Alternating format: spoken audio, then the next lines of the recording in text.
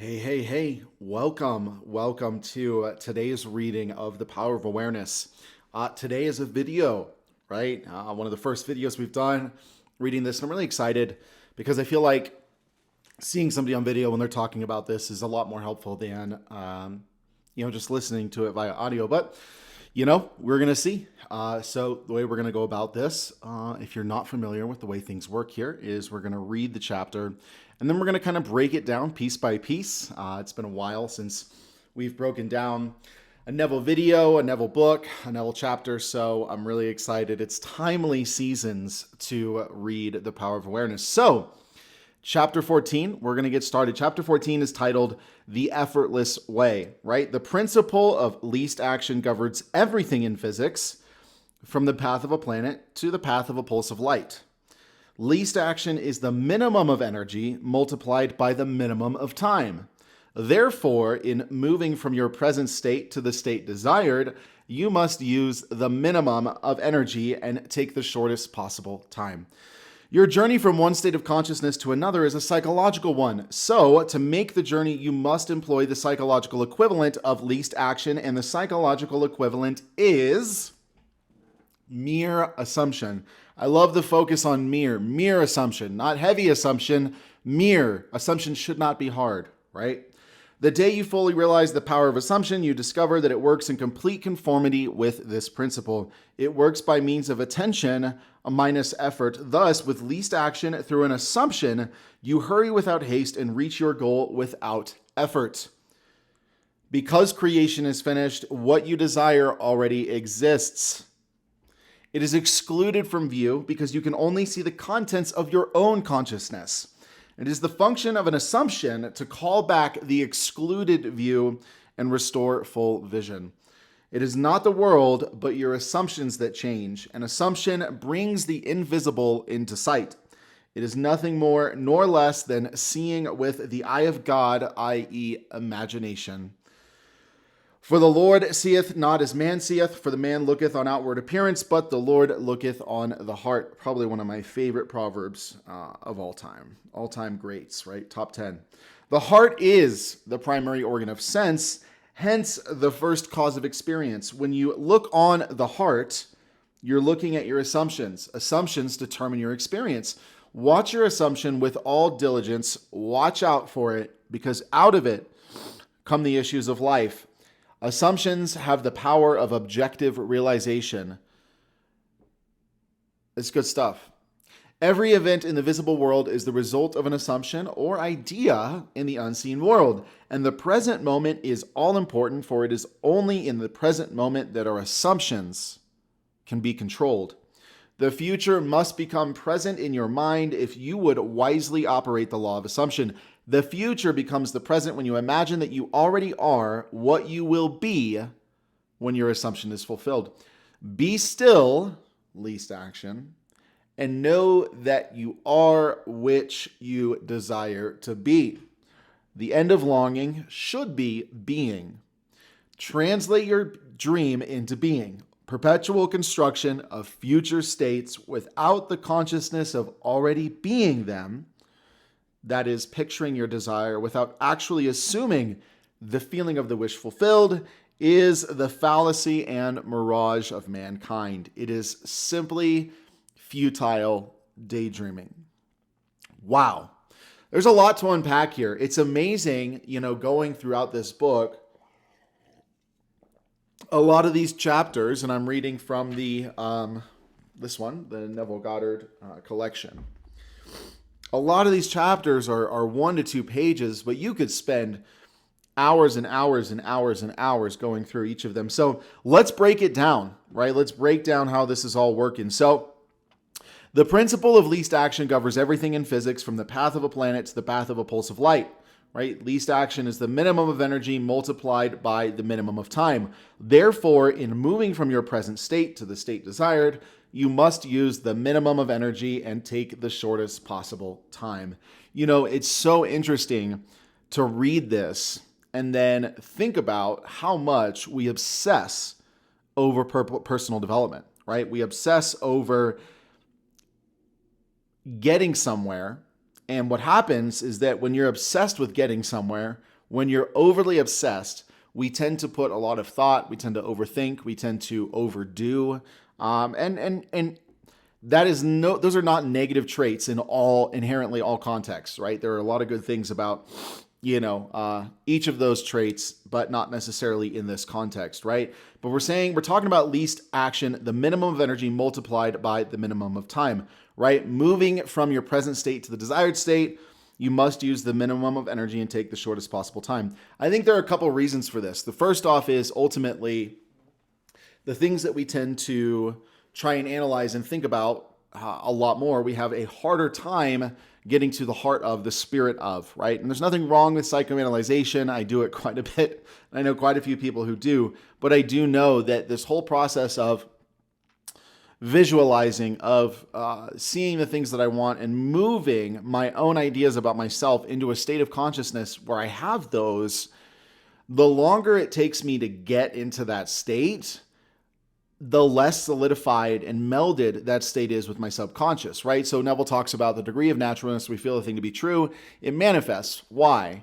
Because when we are natural about something, we're in its state. We're in its state. And how does something become natural? It becomes natural through not overdrawn out processes, short, concise application of movement from one state of consciousness to another over and over and over and over again without losing its effectiveness, right? This is one plague that taints the personal development and manifestation and law of attraction communities around the world, is that there are very few short, simple, and equally applicable processes that work over and over and over and over again that get you to where you want to go. However, there are some that actually work. The Sedona method, Lester Levinson, amazing, amazing technique for shifting states. If you've not heard of that, go check out the release technique or the Sedona method. And ultimately, the limitless day method, right? What we do right here at Reality Hacker, very, very simple, bypassing the brain, right? If the brain is an intermediary to our shift in consciousness, the chances are our shift was not necessarily complete, right? If we have to go through the brain to get to the heart, there's a problem there, because the heart, right, as we talk about later in the chapter, out of it pour the issues of life, where we are in our hearts, in our assumption. And I love how he talks about that. We're going to get into that in a little bit. Where we are in our heart ultimately dictates what's going to happen, the outcomes, the inspired action that we begin to dream of taking and think of taking, and all the good stuff that comes with that. And so ultimately, if I am trying to analyze the whys, the hows, because that's what the brain's going to do. It's going to analyze. It's going to overanalyze. It's going to say, how is this? Why is this? So is this? Well, because of this, right? Rationality, rationality, rationality. We have to understand here that this movement in consciousness, it cannot be taken through the brain, right? It has to be remained inside of the heart. Now, ultimately, how do we do that? That's a really, really good question. We're going to continue to break this chapter down, and we're going to dive into that. Your journey from one state of consciousness to another is a psychological one, right? So to make the journey, you must employ the psychological equivalent of least action, and the psychological equivalent is mere assumption, right? So here's the thing. Your brain, if you're going to make an assumption about yourself, a base assumption that is radically different than where you are right now, even if it's slightly different, your brain is going to try and come through and ultimately point out not only the good things, but also the lack, the separation, because that's the brain's job, is to categorize and rationalize, right? So in spite of that, we still understand that this journey from shifting states is psychological. So to some degree, that does involve your brain, but it doesn't mean that the brain leads the process. We talk about this in the context of the brain being a servant rather than a master. The psychological equivalent of the principle of least action is mere assumption. And I want to break this down for a second, because he talks about minimum of energy multiplied by the minimum of time. So if it takes a while for you to get into your state of consciousness that you feel like you need to get into to embody, right, a state of wealth or whatever, there's nothing inherently wrong with that. But understand that shortening it will be essential to increasing the speed in which you are manifesting, right? The longer it takes you to get into a state of consciousness, the less natural that state of consciousness is to you. Now, this is a very interesting concept here because we always talk about naturalness being the degree, right? Naturalness is the KPI, the deciding factor that essentially says, yes, this thing is happening now.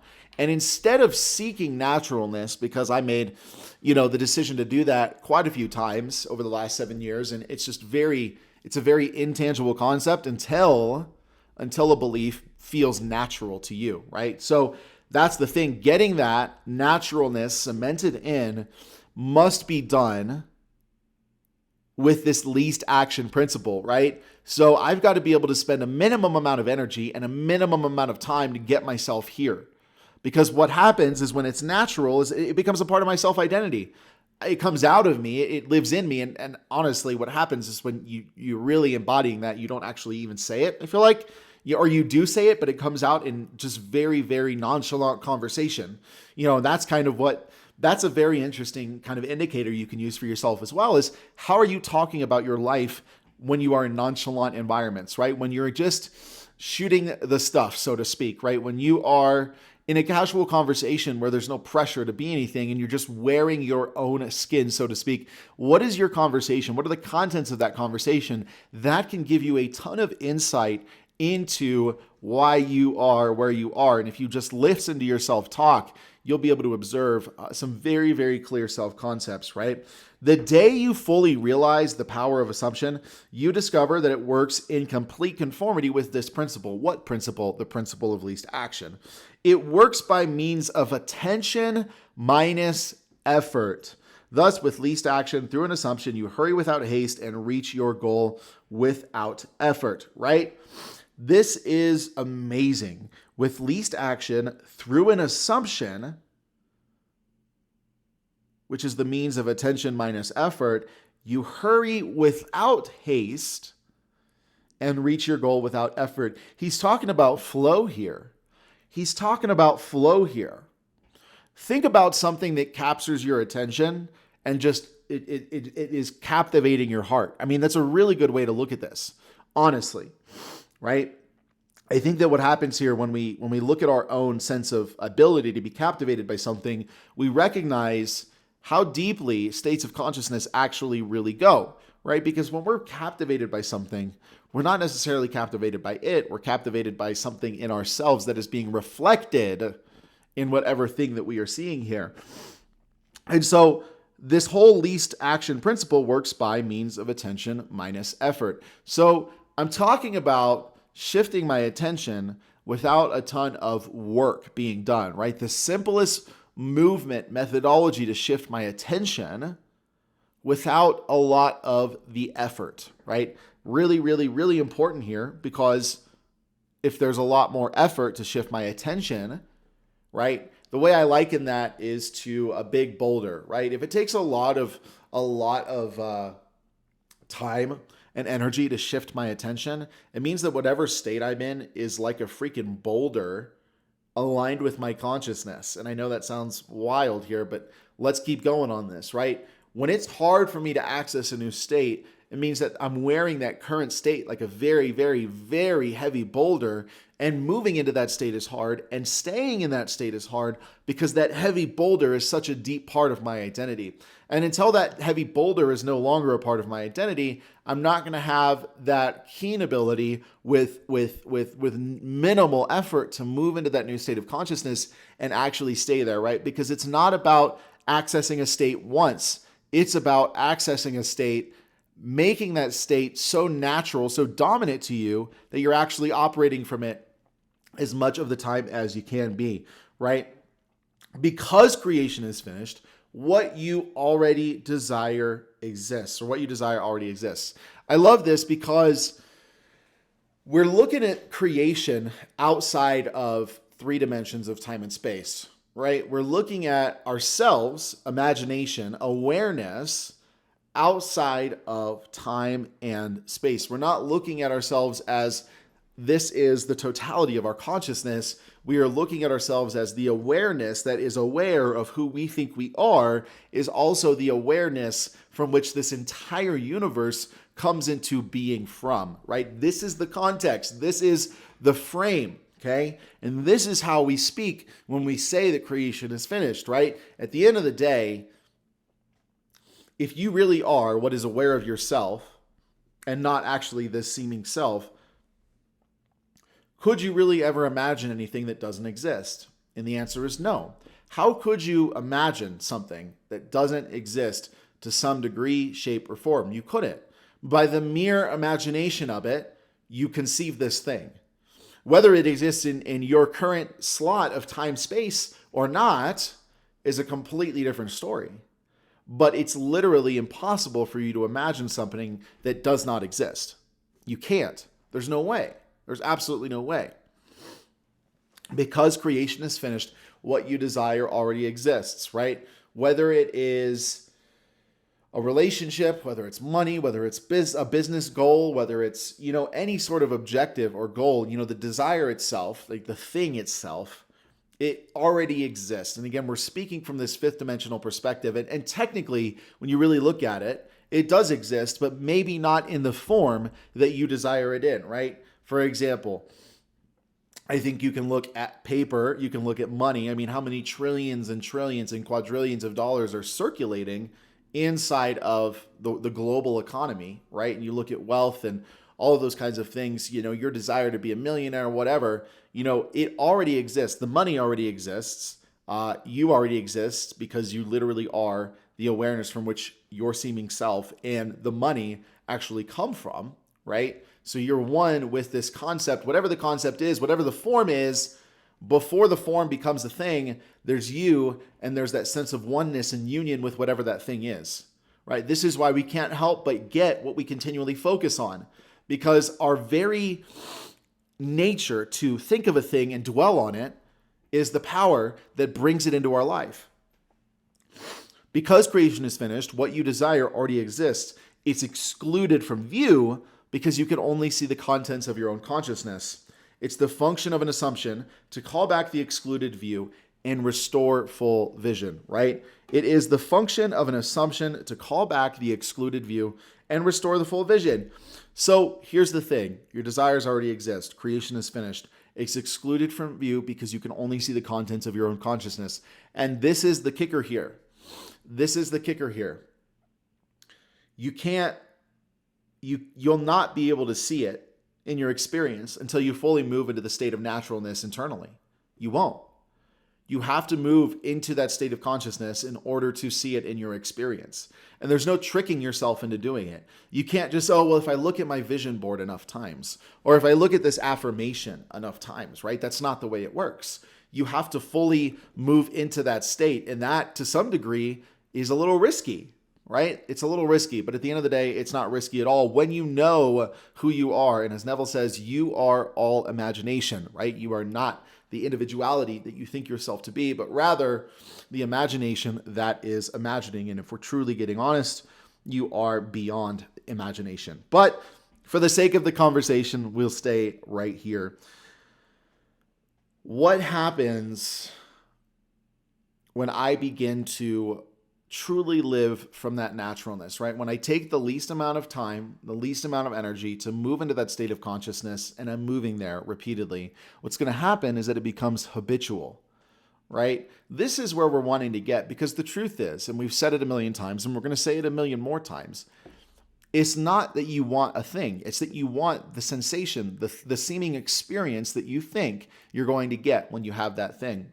And the reality is, it's so much of a futile thing, right? Because what happens is we obsess over getting a thing, and then we get it, and then it goes and it's gone and it's on to the next, right? This is the thing. You're a limitless being. You can create whatever you want. It's important here that we loosen our obsession over things and we deepen our obsession with understanding ourselves, because it's understanding principles like the principle of least action that will truly give us tools and keys to objectively manage our lives in a way that truly leads us on a path that's deeply aligned and fulfilling.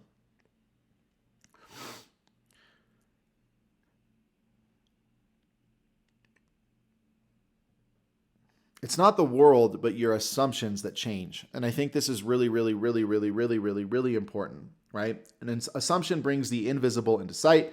It's nothing more nor less than seeing with the eye of God, i.e., imagination, right?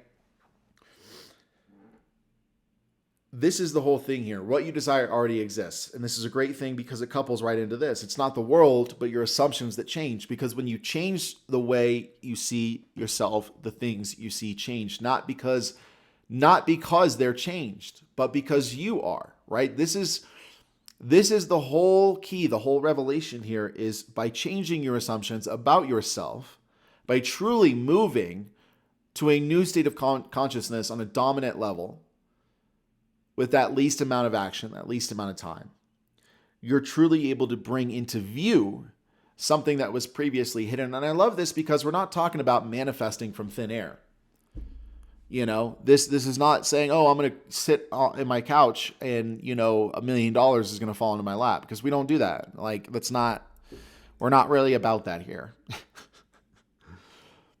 But I love this concept of really understanding not what you want, but understanding who the person that manifests or creates what you want is, and moving into those base assumptions as consistently as possible with the least amount of effort. You want to talk about creating a life that you love, become the person that lives that life, right? And we do that by shifting our base assumptions. And I think one of the ways you can really lean into fulfillment for yourself is understanding your values, because a lot of the times we want things just because probably somebody else thought they were cool to have, and we thought, oh, well, that's really interesting, only to realize when we get clear with ourselves and our values, at the end of the day, yeah, it's not necessarily what I want. And I think so many people, I get the question all the time, well, how do I really know what I want? Well, the truth is, a couple answers to this.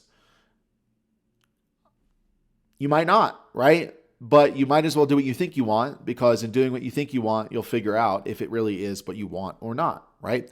Another way that you can really figure out which direction you should be going is to figure out what your values are. And you can do this with the Limitless Day method. You can do this with a lot of different protocols. But when you understand what your values are, when it comes to desire, when it comes to goals, when it comes to objectives that you're creating, lining them up with your values allows you to act in such a way that keeps those base values at the top of everything that you're doing, which is where so much of our fulfillment comes into play, right? The money itself doesn't fulfill us, right? The job itself doesn't fulfill us. The business itself, there's a compilation and complexity of things that fulfill us in the result of our desire actually unfolding in the world around us. The key here is being able to maintain a sense of fulfillment regardless of whether the thing I have is in place now, or later, right? And I think this is a very, very, very, very, very key principle to actually integrating the least action concept, right? At the end of the day, a person that is super powerful knows they don't need to do a lot to move heaven and earth. And a person that ultimately is weak definitely tends to struggle to do anything powerful. And I love this because it really brings us back to our core self-understanding, our core self-concept, right? Before I am Michael, before I am, tall, before I am rich, before I am healthy, before I am any of these things, I am awareness imagining itself. I am imagination experiencing itself as Michael. And this is so important because what happens here is a couple things. I'm able to figure out my baseline kind of nature here is infinite. And this is super, super, super important, honestly, when it comes to actually successfully integrating positive states of consciousness successfully, right? Because if you believe you're fragmented, if you're struggling with your basic concept of self-worth, it's going to be really hard to move into a self-concept or a state of consciousness that involves a higher self-worth, because you're still struggling and trying to reconcile those things at the lower end. And that's fine if you are. It's not a problem. You're not a bad person. But it's really, really important here, and Neville does allude to this as he writes throughout his life, that if I don't understand that I am all imagination, which comprises the entire universe and beyond, and multiverse, if we're going to go there, if I don't have that as my baseline, all this other stuff here, it doesn't really work, and it's something to struggle with. And I see it all the time in so many Neville communities. People make this really hard because they're convinced that their individual self is actually their objective self, and that's just not the case here, right? Man is all imagination, right? We are all imagination. We are all imagination. We are not all only imagination. We are all imagination, right? That is the totality of our fundamental identity. And approaching this work from that place will allow us to thrive, okay? And take this and make this a lot easier. An assumption brings the invisible into sight, nothing more nor less than seeing with the eye of God. The heart is the primary organ of sense, hence the first cause of experience. When you look on the heart, you're looking at your assumptions, right? Assumptions determine your experience. Watch your assumptions with all diligence, for out of it are the issues of life. You know, it's funny how he words this, because there's a proverb that also says, guard your heart, for out of it flow the issues of life, right? Guard your heart, watch your assumptions. Why? As a person thinks in their heart, so they are. Another proverb. They continue to line up and tell us that we are the operant power of our lives, and the place from which our heart is experiencing this world is the place from which we will continue to experience this world. And until that base compass shifts, my experiences will not. Watch your assumptions with all diligence. Diligence. For out of it are the issues of life. Assumptions have the power of objective realizations, because assumptions are self-concepts, and because we are imagination experiencing itself, we cannot help but bring the things that we most inherently believe to be true to life in the world around us. Every event in the visible world is the result of an assumption or idea in the unseen world. And the present moment is all important, for it is only in the present moment that our assumptions can be controlled. Wow, Neville's talking about presence here. I love this because too often in this world, we get caught up in the future or in the past. So I did this wrong and I want this, blah, blah, blah, blah, blah, blah, blah, blah, blah. But the present moment is all important, for it is only in the present that our assumptions can be controlled. It's only in the here and now that we can truly gain fullness. Because if my attention's in the past or it's in the future, I'm not fully here. And if I'm not fully here, my heart's being directed in other places. And to the degree in which the energy of my heart or my consciousness has splintered, to that degree I experience fragmented outcomes, right? So the present moment is all important. Presence, practicing presence, super, super important. Here and now is all there is, because here and now, the past and the future also exist. Also, because only in the here and now can our assumptions be controlled, right? This is the only place where I can fully be present, where I can fully sit back and I can fully kind of sit into my body as imagination and awareness, and not the fundamental identity of the body itself. The future must become the present in your mind if you would wisely operate the law of assumption. The future becomes the present when you imagine that you already are what you will be when your assumption is fulfilled. You know, and I think here's the thing here. Imagining, assuming, intercorrelated. The future must become the present in your mind if you would wisely operate the law of assumption. The future becomes the present when you imagine you already are what you will be when your desire is fulfilled or your assumption is fulfilled. Man, I mean, it doesn't really get clearer than this, but the problem is, how do I do that? Right? How do I avoid the head games of mental imaginings and immerse myself in sensory experience, right?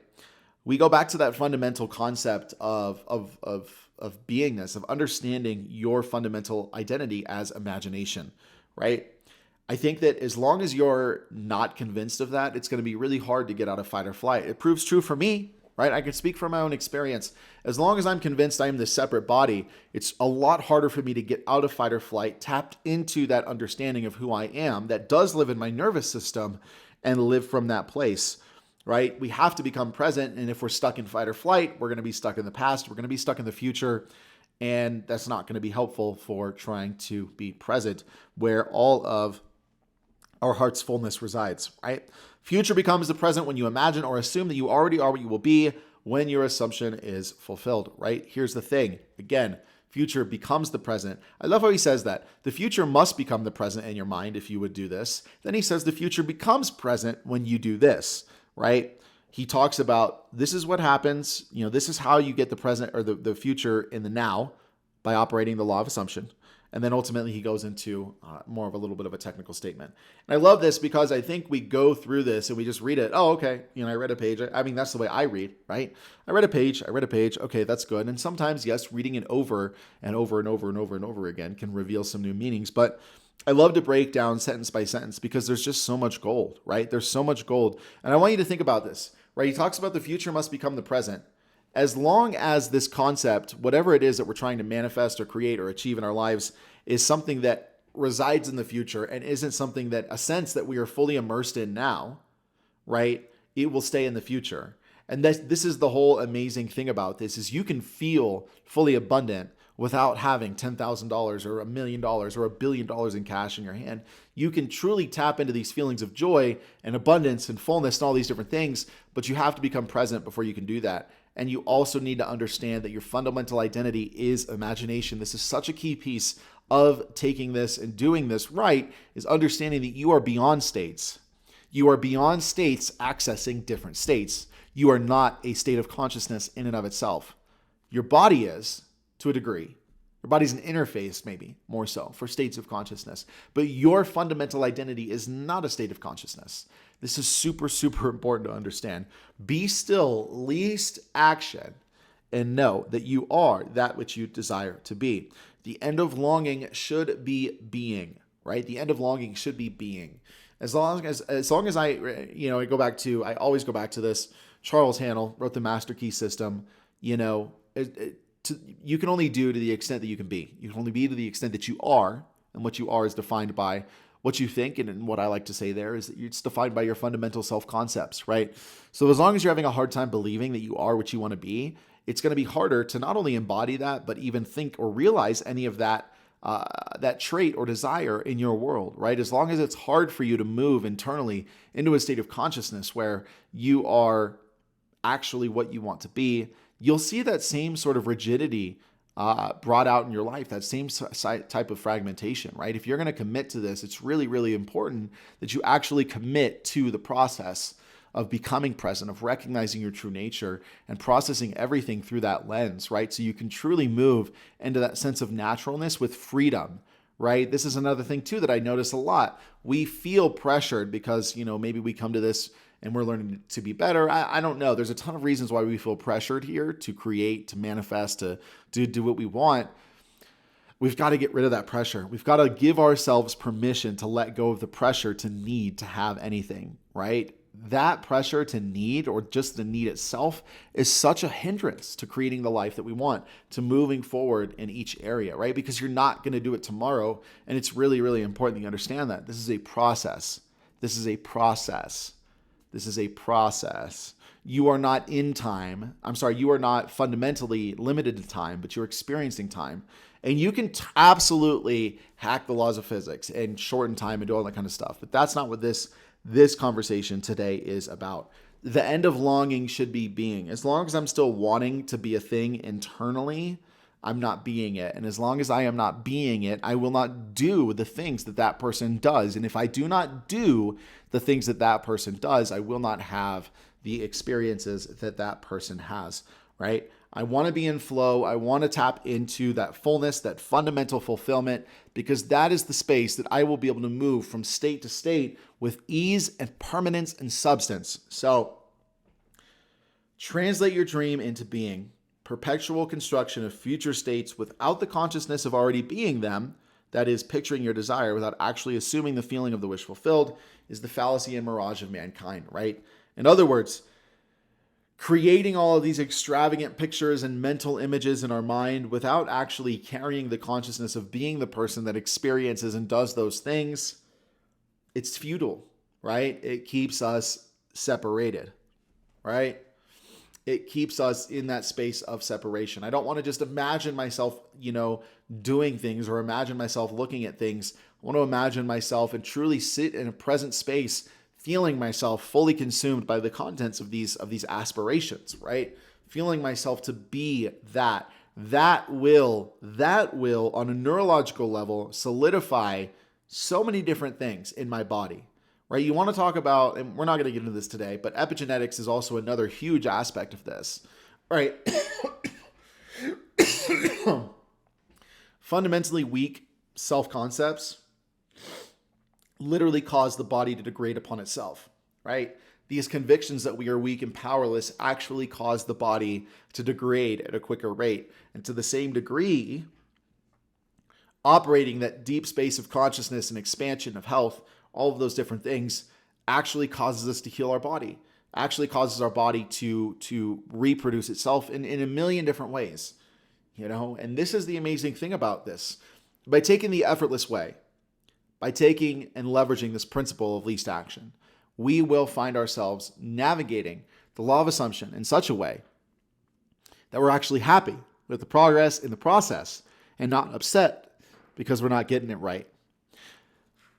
Awesome. I love it. So thanks for hanging out with me today. I've loved reading this with you. Next one is going to be chapter 15. If you have any questions, please go ahead, share them in the comments. I would love to hear your thoughts, reflections, feedback. Let's talk about it. Let's chat about it. Thank you for joining me. I'm Michael, co-founder, Reality Hacker, and I'll talk to you soon.